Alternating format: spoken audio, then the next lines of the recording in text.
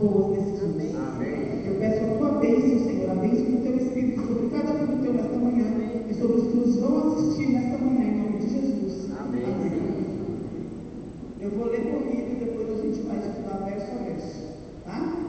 Apocalipse capítulo 3, verso 14 ao 22 diz o seguinte: ao anjo da igreja em Laodiceia escreve: estas coisas diz o Amém, a testemunha fiel e verdadeira, o princípio da criação de Deus. Verso 15: conheço as tuas obras, que nem és frio e nem és quente. Quem dera fosses frio ou quente. Assim como és morno e nem és quente nem frio, estou a ponto de vomitar-te da minha boca.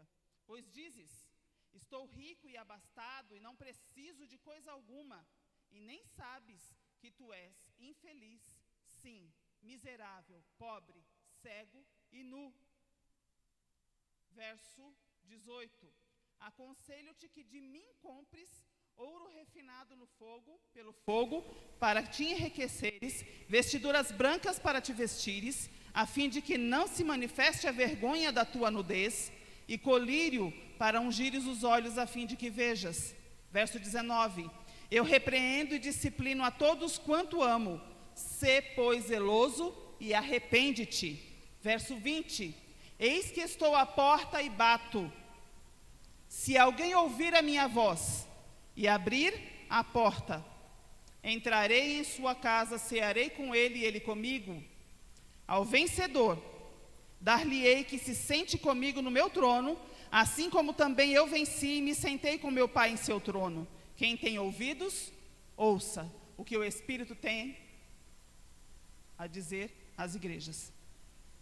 A gente começa o verso dizendo o seguinte: a pessoa de Jesus está falando assim, diga para eles, é o próprio Jesus quem está falando, diga para eles o seguinte: eu conheço vocês. E aí ele vai descrevendo a situação de quem ele conhece. Mas antes da gente entrar na situação, eu preciso que você entenda por que Jesus se apresenta para Laodiceia com esses 3 títulos que a gente viu no verso 14. Ele se apresenta como o Amém, a testemunha fiel e verdadeira e o princípio da criação de Deus. Deixa o seu dedinho aí no Apocalipse, que a gente vai voltar para aí, e acompanha comigo 1 Coríntios, aliás, 2 Coríntios, para a gente saber do primeiro título. Capítulo 1, de 2 Coríntios. A gente vai ler um pouquinho a Bíblia em vários lugares, tá, irmãos? Porque é assim que a gente aprende, um pouco aqui, um pouco ali. Capítulo 1, verso 20 diz assim: porque quantas são as promessas de Deus, tantas tem nela o sim, porquanto também por ele é o amém, para a glória de Deus por nosso intermédio. O que esse texto está trazendo para mim e para você? Que cada promessa de Deus tem nele o sim de Deus, e que pelo amém, o amém que vem por nosso intermédio, ele atua. O que significa isso? Significa que Jesus é o amém que você pronuncia nas suas orações. Significa que é assim como ele quer, é do jeito que ele especifica na palavra de Deus e nas suas promessas. Por isso, muitas vezes, quando a gente está orando, a gente deve dizer: Senhor, seja feita a sua. Jesus fazia isso? Fazia. Então, quando você fala amém na sua oração, você está dizendo para Jesus que seja feita a sua vontade, que seja assim como o Senhor quer. Você sabia disso? E é interessante a gente observar que Jesus realmente é o amém. Quando você ora e termina a oração, muitas vezes a gente só fala assim: em nome de Jesus. Que tal acrescentar um artigo? Em nome de Jesus, o amém.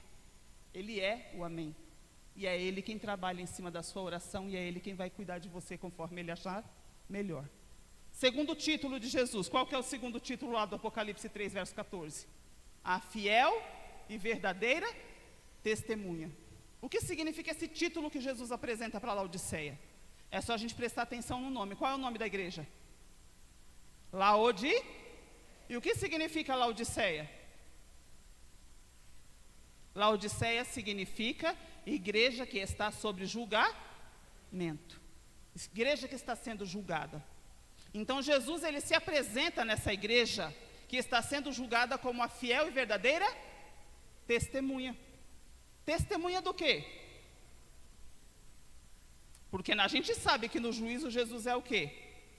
Juiz, advogado e também testemunha. Você sabia disso? Por que ele é testemunha? Porque houve acusação no céu. A gente sabe que, havendo acusação no céu, Satanás desceu para a terra e aí ele arrebanhou o ser humano, colocando ele em pecado. Então, para Satanás entender que Deus não é tirano, que a sua lei é perfeita, Jesus veio à terra como ser humano para representar a Deus e a sua lei. E quando ele venceu na cruz, ele se tornou a primeira testemunha de que é possível guardar a lei de Deus por amor e voluntariamente. Ele foi a primeira testemunha. E aí a Bíblia fala, lá em Atos 1, verso 8, por exemplo, vós sois as minhas? Não foi isso que Jesus falou? Então, qual que é o nosso testemunho no juízo? Mostrar para Satanás que é possível guardar a lei de Deus por amor e voluntariamente, junto com Jesus. Por isso ele se apresenta para Laodiceia como a verdadeira e fiel testemunha, porque nós estamos em juízo. Entendido? Inclusive hoje, vocês falaram que hoje é o dia do pastor, mas também a gente lembra, comemora o dia do grande desapontamento, dia 22 de outubro de 1844. Relembrando que naquele momento e naquele dia, o lugar santíssimo foi aberto e Jesus entrou como sumo sacerdote para julgar o seu povo, começando pelos mortos até alcançar os nossos dias, quando nós, os vivos, também seremos julgados. Terceiro título que Jesus apresenta para Laodiceia, capítulo 3, verso 14, o princípio da criação de Deus. O que significa isso? Que ele foi o primeiro a ser criado? Não. Significa, eu falei até para minha irmã, eu fui procurar concordâncias bíblicas e outras versões bíblicas para entender esse título de Jesus. E no King James diz que lá está falando que Jesus é o soberano da criação. Sem ele, nada do que foi feito se fez. E todas as coisas dependem dele.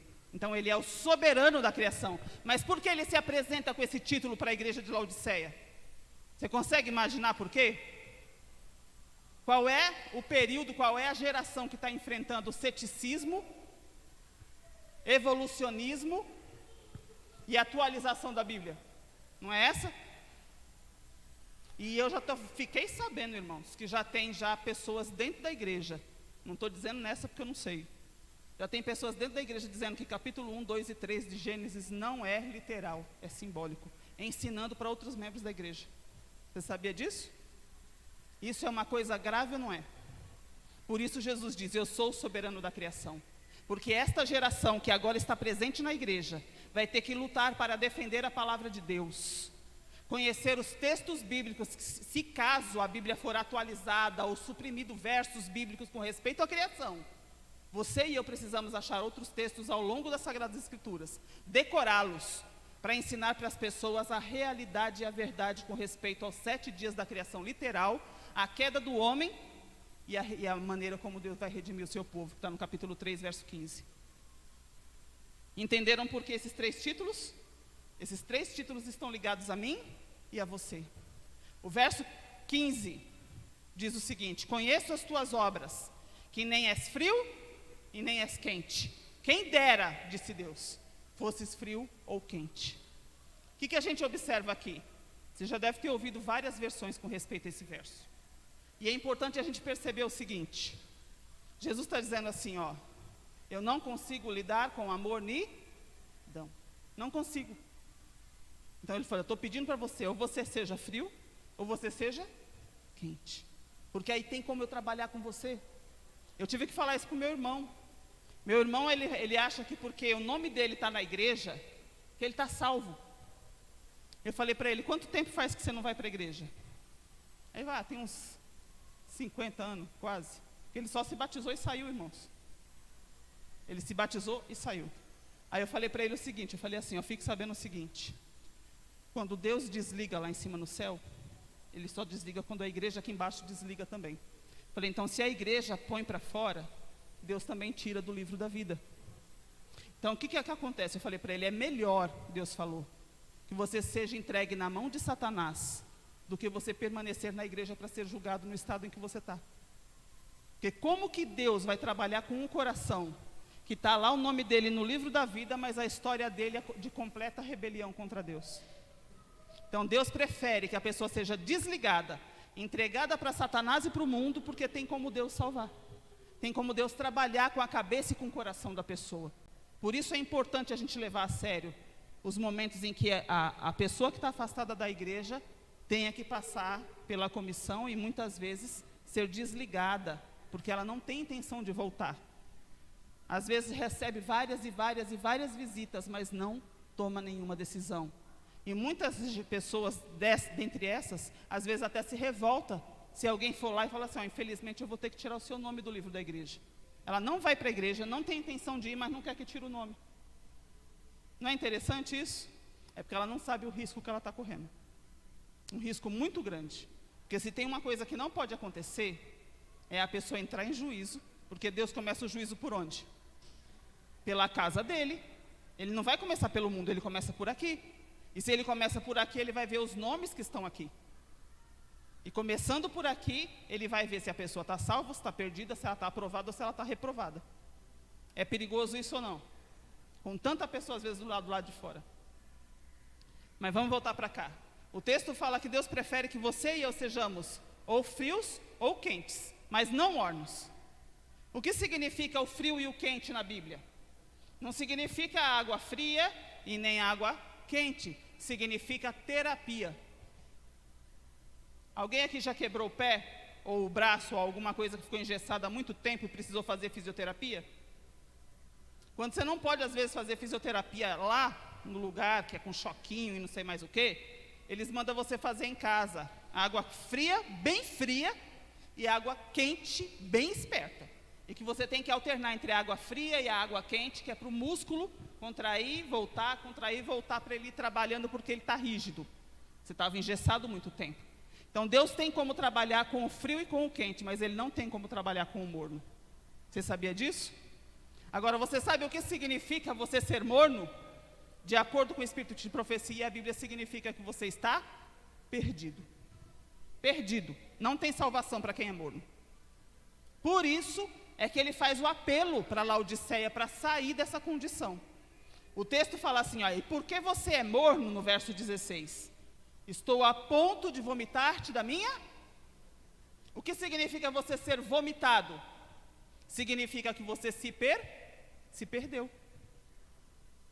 Minha filha, um tempo atrás aí, quando ela tomou vacina de reforço, que ela trabalha na área de saúde, e meu filho também, quando ela tomou vacina de reforço, junto com a vacina de reforço, ela pegou o H2N3. Então imagina a situação da bichinha.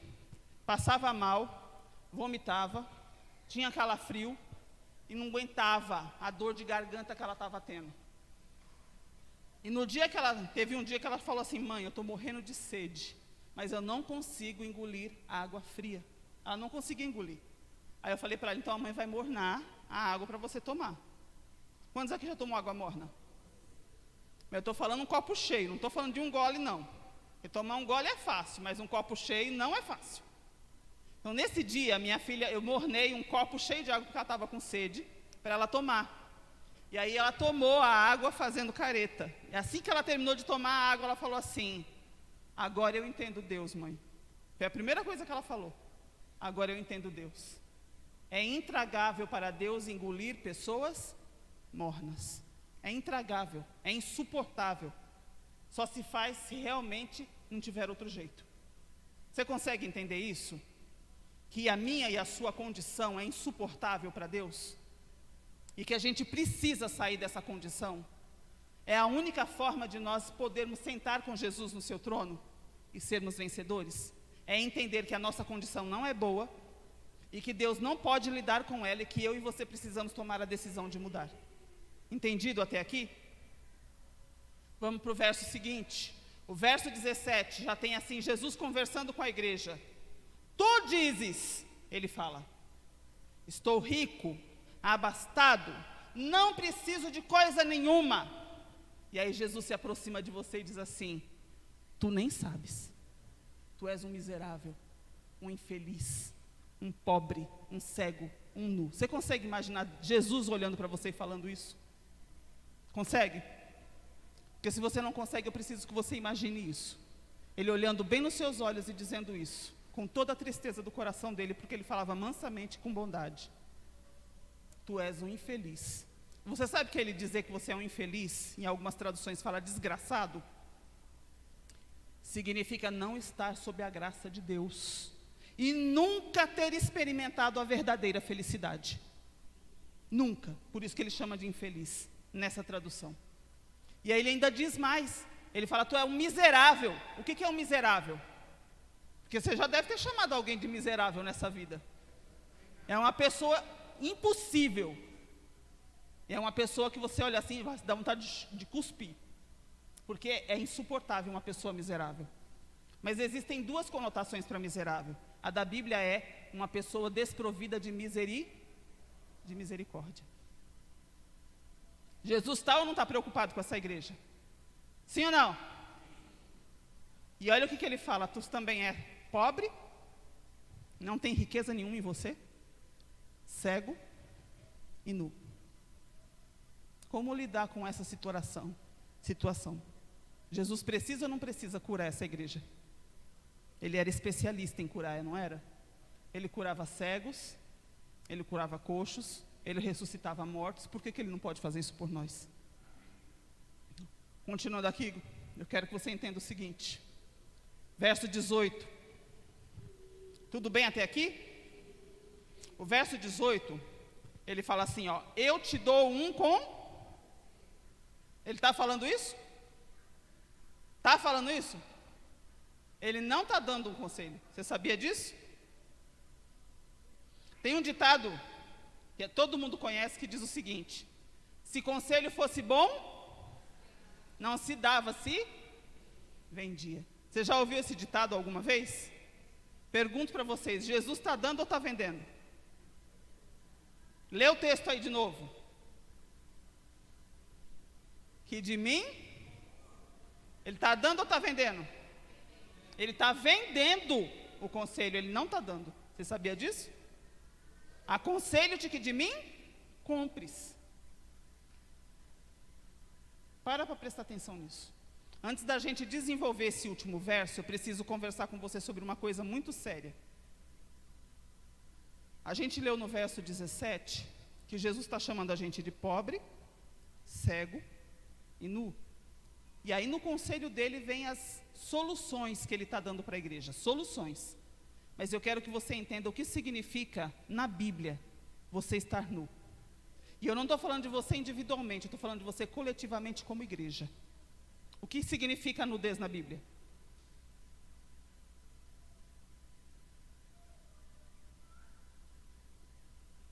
Todo mundo, pelo menos quando eu pergunto, a maioria responde, estar desprovido das vestes de justiça de Jesus.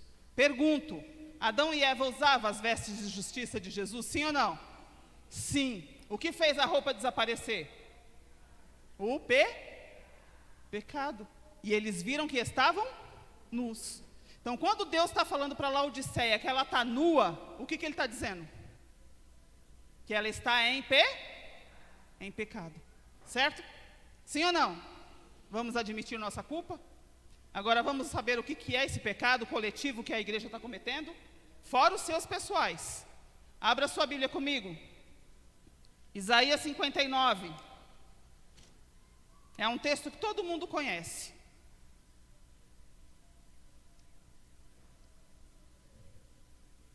Isaías 59, verso 2 e 3. Principalmente o verso 3. Isaías 59, verso 2 e verso 3.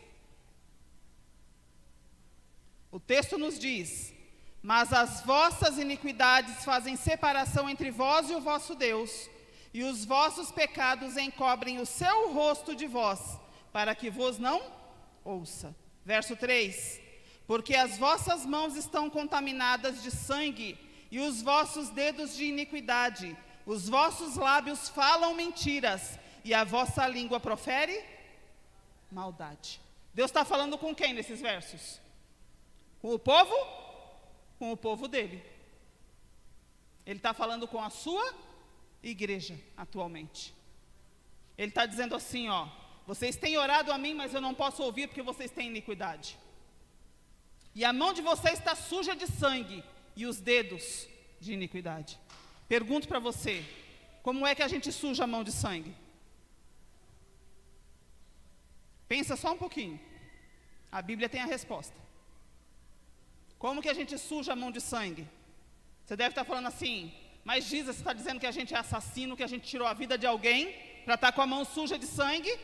Quantos aqui já mataram alguém? Levanta a mão. Só eu?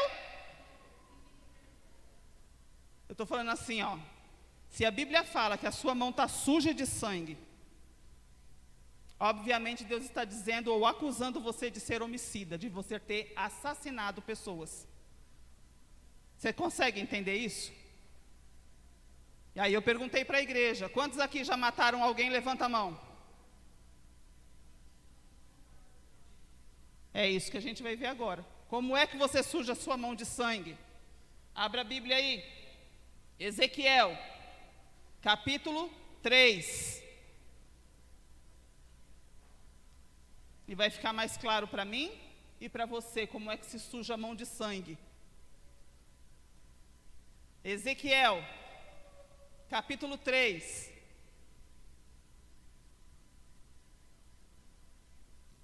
Todos acharam? Amém. Verso 18 diz assim: quando eu disser ao perverso, certamente morrerás, e tu não avisardes, e nada disseres para o advertir do seu mau caminho, para lhe salvar a vida, esse perverso morrerá na sua iniquidade, mas o seu sangue da tua mão... Como é que eu sujo a mão de sangue? A Beth falou aqui: quando eu não me preocupo com o meu semelhante. Quando eu sou egoísta demais, ambicioso demais, orgulhoso demais, para compartilhar a verdade com as pessoas que estão na minha esfera de influência. Você tem uma esfera de influência na sua faculdade, na sua escola, na sua vizinhança, na vizinhança da tua igreja. E todas essas pessoas dependem da verdade que você conhece. Se elas morrerem sem conhecer a verdade, Deus vai requerer de quem? De nós, porque nós temos o privilégio de conhecer a verdade. Nós sabemos de coisa que outras pessoas no mundo não sabem. Irmãos, eu me lembro exatamente do dia em que eu vi pela primeira vez na igreja, eu tinha 14 anos, um flanelógrafo na parede e um monte de bestas gigantes, uma mulher sentada num bicho com 10 chifres, e eu falava assim: meu pai do céu, que negócio é esse? Assustada. Eu tinha acabado de entrar para a igreja. E aí o pregador, né, que naquele tempo qualquer pregador podia pregar sobre profecia, qualquer pessoa que entendesse, explicou o significado daquelas coisas horrorosas que eu estava vendo lá no livro de Daniel e no livro do Apocalipse. E eu saí, fui para casa e falei assim: mãe, pelo amor de Deus, o mundo não sabe dessas coisas. O meu vizinho não sabe, meu parente não sabe, meu amigo não sabe. E muitas vezes, irmãos, nós deixamos de falar, nós não estudamos, nós não compartilhamos, não falamos para o nosso filho pequeno que o colega dele com quem ele brinca na rua é responsabilidade da salvação dele. E que se aquele coleguinha se perder, o sangue dele vai ficar na mão do seu filho. Você sabia disso? Que não é responsabilidade só dos adultos, não, é das crianças também e dos jovens. Deus está falando assim: ó, entenda, eu preciso que vocês limpem as mãos de sangue. E sabe por que Deus precisa que você limpe a sua mão do sangue? Você quer saber, sim ou não? Vamos ver? Salmos. É tudo o texto que nós já conhecemos.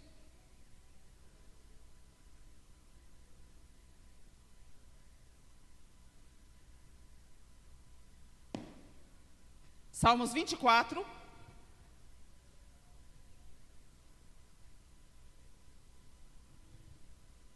Eu não vou olhar para o relógio, eu sinto muito, tá, irmãos? Se você precisar sair, qualquer coisa fica livre para sair, tá?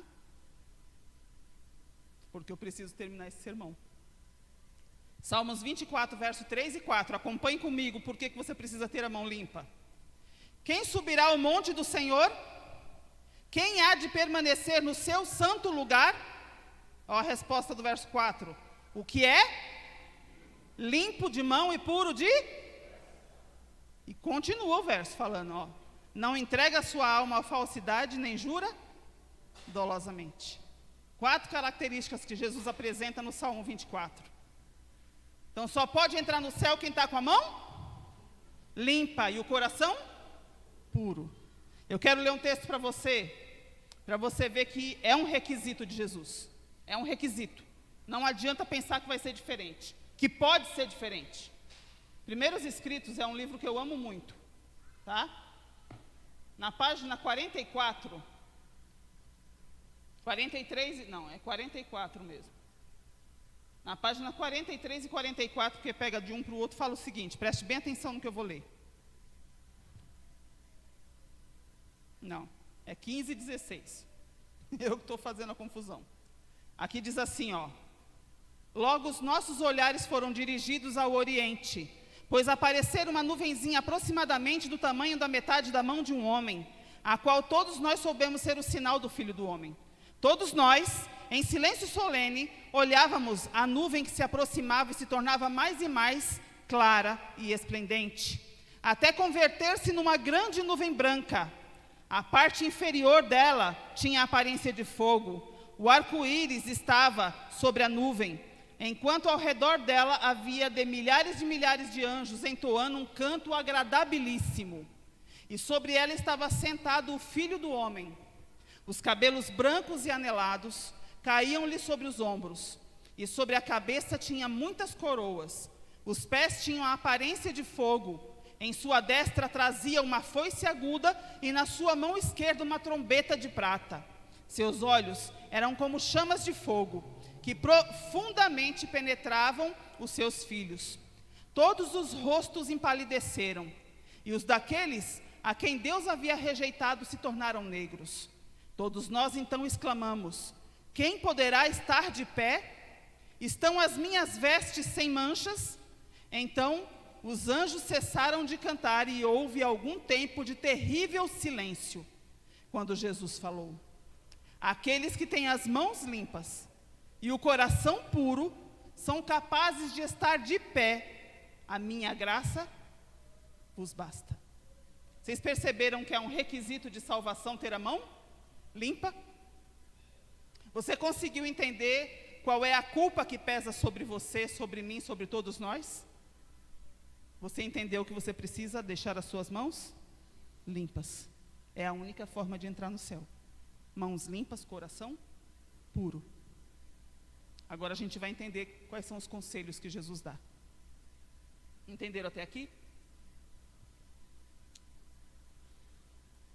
Abra sua Bíblia para você entender. Isaías 55. Para você saber que Deus sempre vendeu alguma coisa. Isaías 55, verso 1. Diz assim: a todos vós os que tendes sede, vinde às águas, e vós que não tendes dinheiro, vinde, comprai e comei. Sim, vinde e comprai, sem dinheiro e sem preço, vinho e leite. Você percebeu que Jesus falou assim, ó, você não tem dinheiro, mas pode vir e comprar. Por que ele está falando isso? Porque o que ele tem para oferecer, que ele está vendendo, não é da forma que nós entendemos que se alcança. São segundo os métodos de Deus, tá? É pelos métodos de Deus. Tem esforço envolvido nisso, sim ou não? Sim. Uns esforços especiais que muitas vezes a gente não está disposto a pagar o preço.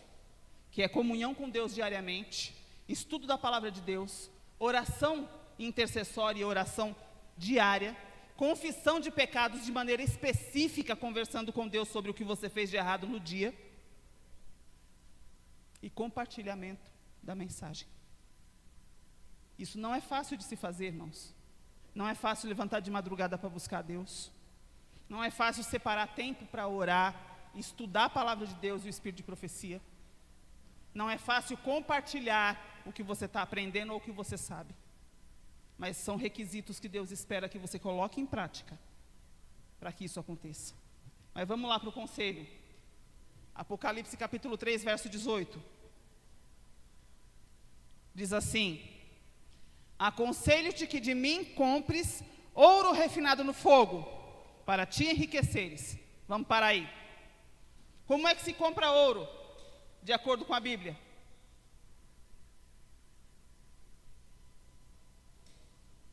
Primeiro você tem que entender o que o ouro significa. Na Bíblia e no Espírito de Profecia também diz: o ouro representa a nossa?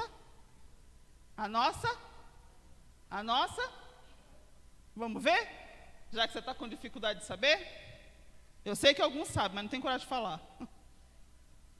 Abra a Bíblia. 1 Pedro, capítulo 1.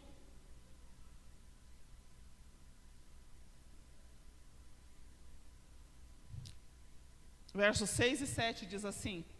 1 Pedro, capítulo 1, versos 6 e 7.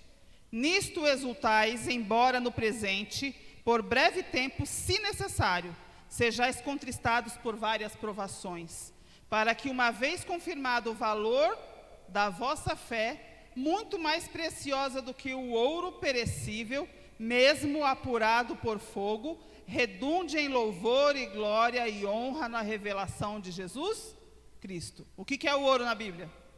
A nossa fé. O Espírito de Profecia diz que é a fé e o amor, representado por esse ouro que Jesus está pedindo para você comprar. E o texto está falando claramente como é que ele é refinado no fogo. Na fornalha da aflição, nos crisóis, conforme a gente aprendeu na lição do trimestre passado. Os crisóis são providenciados por Deus para aumentar a sua fé. A Bíblia fala o seguinte, que Jesus é o autor e o consumador da nossa fé. Autor por quê? Porque é Ele quem coloca essa fé no nosso coração, porque é um dom de Deus. E é Ele quem desenvolve essa fé, até que ela seja consumada. O que significa isso? Que você inicia a sua jornada cristã como uma pessoa que tem fé em Jesus. Mas Ele precisa que você termine a sua jornada cristã com a fé de Jesus. Eu não sei se você tem várias traduções bíblicas. Apocalipse 14, verso 12 diz assim: aqui está a perseverança dos santos. Aqui estão os que guardam os mandamentos de Deus e têm a fé em Jesus. Mas na corrigida fiel antiga, fala assim: aqui está a paciência dos santos. Aqui estão os que guardam os mandamentos de Deus e têm a fé de Jesus. De Jesus. As duas são válidas. Uma é para a caminhada cristã e a outra é a consolidação da fé que Deus espera que você tenha antes do que o tempo de angústia comece. Ter a fé semelhante à de Jesus. A mesma fé que Jesus teve no Pai, a mesma fé que Jesus teve na palavra e a mesma fé que Ele teve nas pessoas que Ele ensinou. Entendido? Até aqui? Segundo conselho que ele está dando, é para comprar o que é a segunda coisa? Vestes para cobrir a vergonha da tua nudez. Você sabe o que diz Apocalipse 22, verso 14? Lá fala assim, ó: bem-aventurados aqueles que lavam as suas vestiduras no sangue do Cordeiro. Pergunto para você, essas pessoas felizes, elas estão nuas ou estão vestidas? Elas estão com roupas. Elas estão vestidas, por isso ele está chamando elas de bem-aventuradas. E essas vestes são concedidas por Jesus. E para você ficar com essas vestes, você precisa eliminar algumas coisas. E eu vou ler para você hoje de manhã O que você tem que eliminar para você se manter com essas vestes? Senão elas desaparecem a cada pecado que você comete, a cada erro que você infringe contra Deus, a cada transgressão da lei do Senhor. Você sabia disso? As vestes só podem ficar se o seu coração for puro e a sua mão estiver limpa. Entendido? Então vamos lá. Qual é a terceira coisa que ele pede para a gente ter? Colírio para ungir os nossos olhos. E por que ele precisa desse colírio? Porque a igreja de Laodiceia não consegue enxergar a sua verdadeira condição. Ela ainda acha que é rica e abastada. Ela ainda acha que ela pode tudo, que ela tem tudo e que ela é o máximo. E ela de fato tem. Mas ela não pode fazer nada sem Jesus. Jesus falou, sem mim nada podeis fazer. Você consegue entender isso? Consegue compreender o risco dessa igreja? A igreja de Laodiceia que está sob julgamento? Eu quero ler para você. Nós já lemos esse, agora vamos ler esse. Eu preciso ler isso para você, para que você entenda uma coisa muito importante. Esse livro se chama Testemunhos para a Igreja, volume 1, no capítulo 33. É o capítulo, eu vou mostrar o nome do capítulo para vocês. Por isso que é bom a gente ler bastante, tá? O número 33 e o nome do capítulo é a Igreja de Laodiceia, tá? Aqui está dando a explicação do porquê Jesus precisa que você acate o conselho da testemunha fiel e verdadeira. No livro Primeiros Escritos, fala que o conselho da testemunha fiel e verdadeira não tem sido levado a sério pela igreja de Deus. Ele falou assim, e ainda diz mais, se não estiver sendo desatendida por completo. Só que esse conselho precisa ser acatado, porque nós estamos dentro de uma sacudidura. E essa sacudidura tem feito tudo o que é possível para colocar você sob prova. Esse capítulo fala diversas vezes que Deus está colocando sua igreja à prova. Preste atenção no página 186. Foi-me mostrado que o testemunho aos laodiceanos se aplica ao povo de Deus no tempo presente. E a razão por que não realizou uma obra muito maior é por causa da dureza do seu coração. Mas Deus deu à mensagem um tempo necessário para realizar a sua obra. O coração precisa ser purificado dos pecados, que por tanto tempo tem colocado Jesus do lado de fora dele. Essa terrível mensagem fará a sua obra. Deus prova seu povo. E o texto fala que ele prova as pessoas individualmente. Então, pode ter certeza, você que está sentado aí, você que está em casa. Se você conhece a mensagem, se você sabe que você está na igreja verdadeira, então você está sendo provado. Talvez você não tenha percebido, mas você está sendo provado.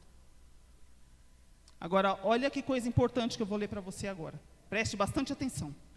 O texto diz assim, Deus, aqui na página 187, da metade para o final. Deus atuará mais e mais rigorosamente, a fim de experimentar e provar cada um dentre seu povo. Alguns são prontos em receber um ponto, mas quando Deus os leva para outro ponto difícil, recuam diante dele e ficam para trás, pois acham que isto está golpeando diretamente algum ídolo acariciado. Aí tem eles a oportunidade de ver o que em seu coração está excluindo a presença de Jesus. Prezam alguma coisa mais que a verdade, e o coração não está preparado para receber a Jesus. Os indivíduos são experimentados e provados por um espaço de tempo, a ver se vão sacrificar seus ídolos e se darão ouvidos ao conselho da testemunha verdadeira. Caso alguém não seja purificado pela obediência à verdade e vença o egoísmo, o orgulho e as más paixões, os anjos de Deus receberão a seguinte recomendação: estão entregues aos seus ídolos, deixe-os. Oséias 4, verso 17. E eles passarão adiante a sua obra, deixando esses com seus pecaminosos traços, não subjugados ao comando dos anjos maus. Os que satisfazem em todos os pontos, e resistem a toda prova, e vencem, seja qual for o preço que eles tenham que pagar, eles estão atendendo ao conselho da testemunha fiel e verdadeira, receberão a chuva serôdia, e estarão assim aptos para a trasladação. Qual que é o requisito de Deus para você receber a chuva serôdia? Vencer todo mau traço, toda tendência a paixões, todo o orgulho, toda a maldade, toda má palavra, toda má ação. Tem que ser vencida. Você precisa se apresentar puro diante de Deus. 1 João 3, verso 3 diz assim: e a si mesmo se purifica todo aquele que nele tem essa esperança, assim como ele é puro. Então você precisa sim alcançar a imagem e a semelhança do caráter de Jesus antes do fechamento da porta da graça, senão você e eu estaremos perdidos. Você consegue entender a seriedade? Por que Jesus está preocupado com Laodiceia? Muito preocupado, muito. O quarto conselho dele: eu repreendo e disciplino a todos quanto amo. E ele diz o seguinte: seja, pois, zeloso de boas obras e arrepende-te. Ele está convidando a igreja ao arrependimento, sim ou não? Se você ainda não entendeu do que é que você tem que se arrepender, pede os colírios de Jesus. Senhor, me dá o colírio para que eu entenda em que condição eu estou diante do Senhor. Como é que eu estou vivendo, o que é que o Senhor reprova, que talvez eu nem enxergue, que seja mal aos teus olhos. É correção na alimentação, é correção na vestimenta, é correção na conversação, é correção no comportamento, nas coisas que você acessa, no tempo que você dedica para aquilo que você está acessando. Tudo isso está sendo pesado na balança no reino dos céus. E Deus está olhando para a sua igreja e fala assim: tomem cuidado, porque vai chegar um momento em que eu vou pesar você na balança, e eu vou dizer para você: você foi achado em falta. Que Deus tenha misericórdia de nós. Para fechar, eu quero que você entenda o seguinte: ao vencedor, ele falou, dar-lhe-ei. Ao vencedor do quê? De tudo que a gente conversou até agora. Das mãos sujas de sangue, do falar cheio de mentira, do coração impuro, das inclinações para as paixões mundanas. Essa semana, algumas semanas atrás, não, mentira, é que eu sou ruim para guardar tempo, acho que tem uns 3 meses, eu fui convidada para fazer uma palestra para jovens adventistas, na igreja de Vila Mara. Esse rapaz, ele é colega da minha filha no trabalho dela, e ele é líder dos jovens e dos desbravadores. E ele falou assim: pede para sua mãe para ela vir fazer uma palestra do espírito de profecia, vestimenta e adorno para os jovens. Por quê? Qual que era o problema? O problema é que eles queriam não ter que vir de saia e terno e gravata para a igreja. Em parte. A outra parte é que eles não queriam se livrar dos acessórios, maquiagem e etc. Não queriam. Então eles queriam que eu provasse pela Bíblia e pelo Espírito de profecia que eles precisavam mudar. Eu falei para ele: rapaz, se eu for falar sobre isso lá, eles vão me chutar de lá da igreja. Ele falou: vai não, irmão, vai não, vai lá. E eu tive que levar o Espírito de profecia e explicar qual é o fundamento da igreja com respeito ao Espírito de profecia para eles. A minha filha falou: mãe, eu trabalho no meio de adventistas, o convênio adventista. Ela trabalha no convênio, meu filho trabalha no hospital adventista. E ela falou assim: se tem uma coisa que não tem, é adventista de verdade lá. Não tem. Muitos deles não acreditam no espírito de profecia, nem acreditam que a senhora White era profetisa. Muitos. E sabe o que o espírito de profecia fala? Que Satanás ia trabalhar de um tal jeito, que o último engano dele seria fazer as pessoas desacreditarem nos testemunhos do espírito de profecia. E que a declinação seria tão grande, que até a Bíblia seria desacreditada e lançada a dúvida sobre as fundamentais crenças da palavra de Deus. Agora eu pergunto para vocês, nós estamos ou não estamos dentro do último engano? Estamos. E o que isso significa para mim e para você? Que o meu Senhor e Salvador Jesus Cristo está chegando. Devo eu continuar do jeito que eu estou? Eu conversei com aqueles jovens. Eu expliquei para eles por que eles tinham que mudar. E uma das coisas que eu expliquei para eles está no hino que a gente cantou no começo. Eu falei para eles assim: vocês conseguem imaginar o que significa? Faze com que mesmo sem palavras eu fale do teu amor? Eu pedi para eles prestar atenção na letra quando eles cantaram. Aí eu falei, significa que as pessoas precisam ver Jesus na sua vestimenta, na sua conversação, nas coisas que você come, na maneira como você se comporta com as outras pessoas. Eu falei, isso é sem palavras. É quando as pessoas olham para você e falam, ali vem um rapaz de Deus, uma moça de Deus, um homem de Deus, uma mulher de Deus.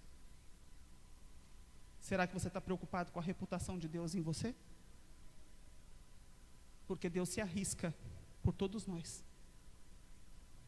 A gente leu aqui na lição, ninguém viu a Deus. Unicamente o unigênito Filho de Deus é que apresentou Ele para nós. Se nós não conhecermos Jesus, nós corremos o risco de sermos divididos em dois grandes grupos. Você já leu no Espírito de Profecia que o mundo se dividirá em dois grandes grupos? Sim ou não? Você sabe o que vai acontecer com esses dois grandes grupos? Um grupo vai estar cheio do Espírito Santo, com a chuva serôdia e o selo do Deus vivo. O outro grupo vai estar possuído por demônios. Possuído por demônios. E aí eu pergunto para você, como tem sido o seu testemunho? Na sua casa, no seu trabalho, na sua escola? Você já deve conhecer bem o sermão de Jesus. Jesus vai dar um último sermão na volta dele, você sabia disso? Um último sermão. Ele vai dizer para quem estiver à sua direita: vinde benditos de meu Pai, possuí por herança o reino que vos está preparado desde a fundação do mundo, porque eu tive fome, me deste de comer, eu tive sede, me deste de beber, eu estava doente e você foi me ver, eu estava nu e você me vestiu. E aí ele vai olhar para o outro grupo que vai estar à sua esquerda e vai dizer assim: apartai-vos de mim, malditos, para o fogo eterno preparado para o diabo e para os seus anjos, porque quando eu estive necessitando de vocês, vocês não fizeram nada por mim. Agora para pensar um pouquinho. Vamos dizer que você esteja do lado direito, recebendo a bênção das boas-vindas de Jesus, e você vai olhar para o lado esquerdo, e ali vai estar o seu filho, ou a sua filha, ou o seu marido, ou a sua esposa, ou o seu pai, ou a sua mãe. Você vai ver Jesus olhando para essa pessoa que você tanto ama e chamando ele de maldito. Você já parou para pensar nessa cena? Vai ser uma cena desoladora para quem estiver do lado direito. Agora para prestar atenção. Se a gente ainda tem chance, vamos ser pessoas melhores dentro da nossa casa. Vamos representar melhor o nosso Deus. Porque você pode dizer naquele dia: eu devia ter feito mais, eu devia ter sido mais amável, eu devia ter representado melhor as coisas que eu creio, eu poderia ter feito essa pessoa que está do lado esquerdo ficar do lado direito comigo. E às vezes a gente é tão duro de coração, é tão impenitente, é tão rebelde, que a gente não se importa ao ponto de desejar salvar os nossos parentes e os nossos amigos. Irmãos, vai ser duro para todos nós sabermos que alguma pessoa que nós amávamos tanto, por nossa causa muitas vezes, escolheu ficar do lado errado. Às vezes uma maneira dura de tratar, às vezes um jeito rígido de corrigir. Quando precisava da sabedoria de Deus para ajudar essa pessoa, você não pediu a sabedoria que precisava. Andar com Deus todo dia, irmãos, dá sabedoria para a pessoa. Sabedoria para falar, para se aproximar, para cuidar, para ajudar a pessoa a entender que, mesmo que seja num último momento, como diz o Espírito de Profecia, Deus ouvirá a oração das mães em favor dos seus filhos, no último momento. Então nós temos esperança ainda. Eu quero que você entenda que você precisa ser luz dentro da sua casa. Não só cantar que você é luz, não só cante, entenda que você precisa ser. Porque Deus está com pouco tempo para te redimir. Ele está com pouco tempo para te aprovar.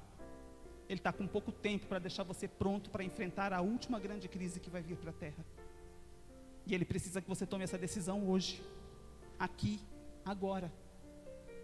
Porque quando você sair da porta para fora, vai acontecer 1 milhão de coisas que muitas vezes vai tirar a mensagem do seu coração. Você não vai lembrar do que você ouviu aqui de manhã. Então Deus está chamando você para você entender que você precisa se posicionar ao lado de Cristo. Do contrário, será tarde demais. Ninguém vai receber a chuva serôdia aleatoriamente só porque vai pedir de última hora. Não vai. Ou está com o corpo, a cabeça e o espírito pronto, ou não vai receber. E se você não receber, você vai receber demônios no seu corpo. Você consegue entender isso? É duro, irmãos, mas é verdade. É uma verdade que precisa ser falada, que precisa ser entendida.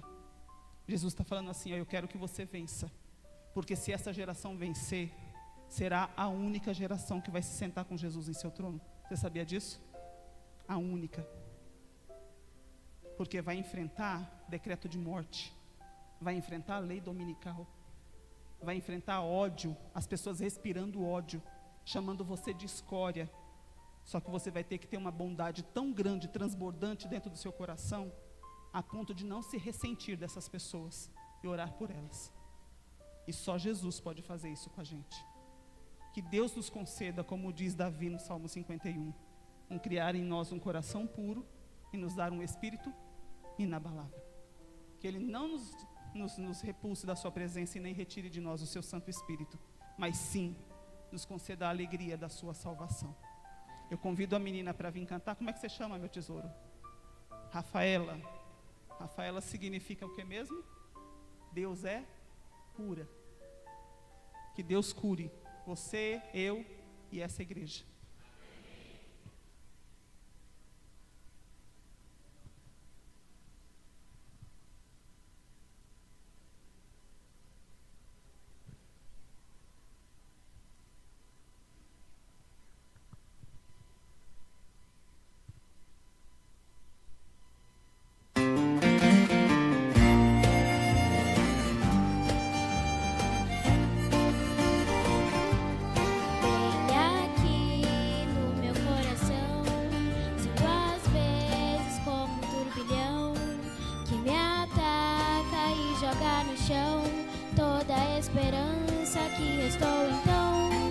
Olho em volta e me sinto só, mesmo havendo gente ao meu redor, e percebo que o lugar melhor é ficar juntinho de quem é maior. Acalma minha alma, aquieta aí, o Pai tá cuidando de tudo pra ti.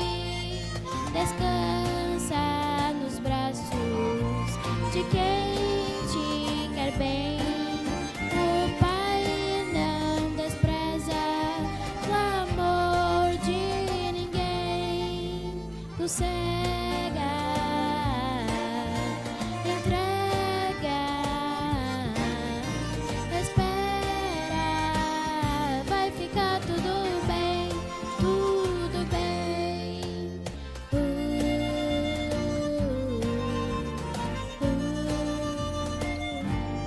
Bem aqui no meu coração, já não sinto aquele turbilhão, e no chão só vou me prostrar, porque minha alma quer lhe adorar. Os meus olhos olham para o céu e recordam que Deus é fiel, e é de lá que o socorro vem, porque seu cuidado sempre vai além, além. Amado da minha alma, descanso em ti, o teu refrigério é tudo pra mim. Tu tens o domínio de tudo nas mãos, e sabe o anseio do meu coração. Sossego, entrego,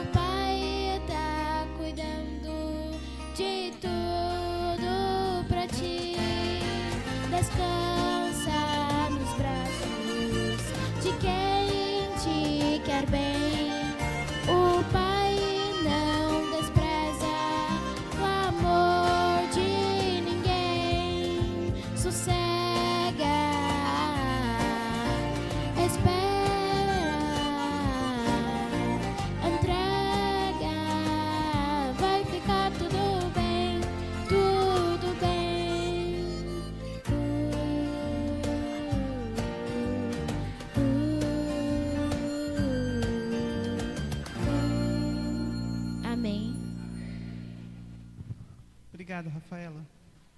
Irmãos, Deus é cura. Não saia daqui sem pedir essa cura e essa libertação. Não saia daqui sem refletir sobre o que você ouviu essa manhã. Não deixe mais uma semana passar vivendo dissolutamente, vivendo descuidadamente, distraidamente. Jesus precisa do seu e do meu preparo. E aquela pergunta que ele fez lá no passado para Caim: cadê Abel, teu irmão? Qual foi a resposta de Caim? Acaso sou eu, tutor do meu irmão? Qual que é a resposta de Deus para nós? Sim, você é. Você é responsável por todas as pessoas que entram em contato com você. Mesmo você sendo criança, mesmo você sendo jovem, mesmo você sendo adulto ou idoso. Não deixe Jesus voltar e você ficar do lado esquerdo. Salve quem você puder salvar. Faça a diferença. Brilhe por Jesus. Vamos orar? Querido Salvador, Rei do Universo, nós queremos te agradecer, Senhor, porque o Senhor bondosamente nos repreende, nos corrige, porque o Senhor nos trata como filhos e não como bastardos. Tu és um Pai, Senhor, para cada um de nós. E por isso, Pai, eu te suplico que o Teu Espírito continue incomodando a nossa mente e o nosso coração a respeito do que significa ser de Laodiceia. E quando vier o juízo sobre nós, os vivos, Pai, nos ajude a estar aprovados, para a honra e para a glória do Teu santo nome. Por favor, Senhor, conduza a nossa história, a história da nossa família, de tal maneira que nós possamos dizer ao Senhor: muito obrigado, eis-me aqui com a minha família. Agradecemos ao Senhor pelas bênçãos recebidas e suplicamos a Tua companhia para os nossos lares e para todos os serviços que serão feitos no momento da tarde, principalmente a comissão de nomeação. Que seja feita a Tua vontade para bem e para a salvação da Tua igreja e para que ela prospere nesse lugar e muitas vidas sejam transformadas. Oramos ao Senhor agradecidos por Teus cuidados e por Tuas bênçãos, no doce e no majestoso nome de Cristo Jesus. O Amém. Que Deus abençoe a todos.